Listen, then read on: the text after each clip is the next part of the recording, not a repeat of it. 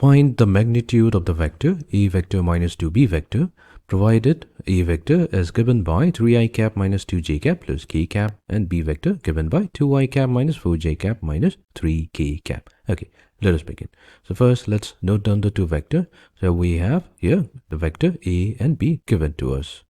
Using these two vectors, let's try to find out the value of the vector a vector minus 2 times b vector.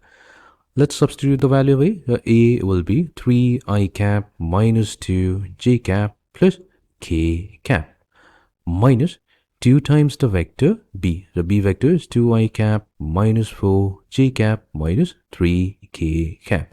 That's going to give us 3i cap minus 2j cap plus k cap. Now we have a scalar 2 multiplied to the vector b. So what we'll do, we'll take the scalar 2 and multiply it with each of the coefficients of i cap, j cap and k cap. So that's going to give us negative.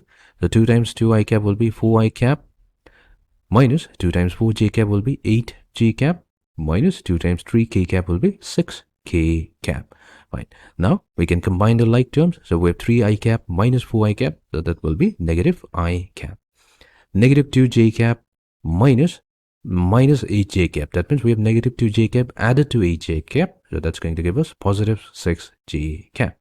And then we have k cap minus negative 6k cap. So k cap plus 6k cap will be 7k cap. Fine. So this is the value of the vector a vector minus 2b vector. So now that we have the vector, what we can do, we can find out its magnitude. So we have hence the magnitude of the vector a minus 2b vector. So this is going to be given by, we'll have to take the square root. Underneath the square root, we have to take the sum of squares. So we'll start with coefficient of I cap. So that's negative 1. Square this value. Add it to square of the coefficient of j cap. That's 6.